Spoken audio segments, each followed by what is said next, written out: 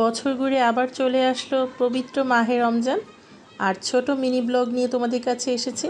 আসসালামু আলাইকুম, hello everyone. আজকে প্রথম রমজান, সবাইকে রমাদানে করিম রমজানের শুভেচ্ছা জানিয়ে শুরু করছি রমজানের প্রথম ব্লগ। আর আজকে যেহেতু প্রথম রমজান আর বেবি নিয়ে খুবই ব্যস্ত গিয়েছে, কাজকর্ম ইবাদত বন্দেগী সব কিছু নিয়েই কর্মব্যস্ত দিন গিয়েছে আজকে। সারাদিনের টুকটাক যে ব্লগ ছিল তা কিছুই দেখাতে পারিনি, তবে ছোট একটা ইফতারে মিনি ব্লগ করার চেষ্টা করেছি তোমাদের সাথে শেয়ার করতে।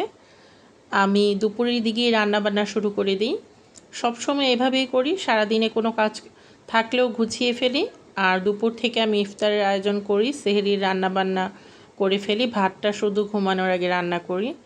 এখন প্রথম ইফতার, তো প্রথম ইফতার হলে একটু বেশি কাজ থাকে। আমরা বুটও করি আবার ডাবলিও করি। বুটের সাথে আমি সবসময় আলু দিই। বুটের সাথে আলু দিলে গ্রেভিটা একটু ঘন হয় এবং মুড়ি মাখানো খেতে টেস্টি হয়। এর জন্য আলুর চপ করব, ডিমের চপ করব, ভেজিটেবল পাকোড়া করব, ডালের পেঁয়াজও করব, চিকেন ফ্রাই করব, ডাবলি করব। আর আমি দুপুরবেলা যখন কাজ শুরু করি 3টার দিকে, তখন আমি সব সময় যে কোনো একটা সূরা বাংলা অনুবাদ সহ টিভিতে ছেড়ে তারপরে কাজটা করি। এভাবে করলে খুব ভালো লাগে আমার কাছে, অস্থির লাগে না, আর ইবাদত বন্দেগীও হয়ে যায়। আমি আজকে শুনেছিলাম সূরা আর রহমান, এবং প্রতি বছর আমি অনেক বছর ধরে 10-12 বছর ধরে এভাবে ইফতার তৈরি করি। ইফতারের সব কিছু কেটে বেছে ধুয়ে পরিষ্কার করে গুছিয়ে রাখি। আসরের আজান দেওয়ার আগে আমি সব কিছু কমপ্লিট করে ফেলি, কারণ আমি চেষ্টা করি 2:30 থেকে 3টার মধ্যে কাজ স্টার্ট করা, এবং সব কিছু গুছিয়ে উঠতে উঠতে দেখা যায় ইফতারের অনেক আইটেম থাকে, আর এর জন্য গুছিয়ে উঠতে উঠতে হয়ে যায় একদম আসরের টাইম। আসরের পরে আমি মূলত কোনো কাজ করি না। ওই টাইমে আমি নামাজ পড়ে একটু রেস্ট করি, কোরআন পড়ি, তসবিহ পড়ি, ইয়াসিন সূরা পড়ি, আর আসরের আগে আমি সব কিছু কমপ্লিট করে দিই।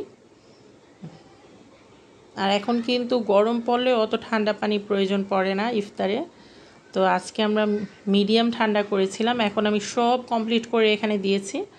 বেসন চিকেন ফ্রাই করার জন্য ম্যারিনেট করে দিয়েছি, আর এখানে ছিল পাকোড়াটার রেসিপি তোমাদের সাথে শেয়ার করব অবশ্যই। আর আমার ইফতার সব তৈরি করা হয়ে গেলে ইফতারের যত ভাজার আইটেম আছে সব কিছু প্রসেসিং করে দিয়ে যাই, এবং ইফতার বাসায় এসে জান্নাতে পাপা ভাজে। এভাবে দুইজনে মিলেমিশে ইফতার তৈরি করলে রোজার মধ্যে কারোর জন্যই পেরেশানি হয় না।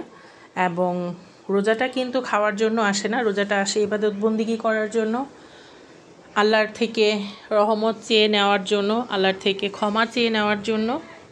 তো এর জন্য মিলেমিশে করলে দেখা যায় সবারই ইবাদত বন্দেগী করার তৌফিক বা সময়টা পেয়ে থাকি আমরা।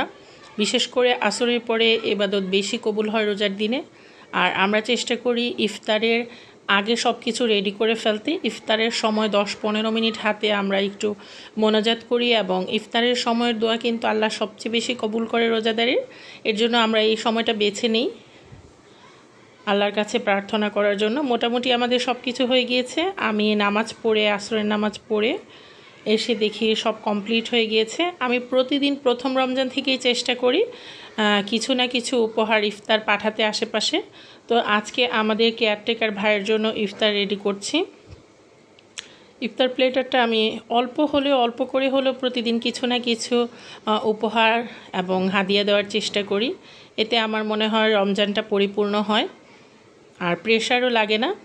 আলহামদুলিল্লাহ, আমাদের ইফতার একদম রেডি হয়ে গিয়েছে। আর ইফতারের আগে সবাই অবশ্যই ইফতার রেডি করার পরে 5 থেকে 10 মিনিট সময় তোমরা হাতে নেবে, অজু করে ইফতারের আগে আল্লাহর দরবারে শুকরিয়া জ্ঞাপন করবে যেন রমজানটা আমরা ইবাদত বন্দেগীর সাথে কাটাতে পারি।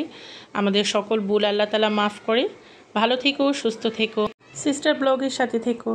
রমাদানে মোবারক। আল্লাহ হাফিজ।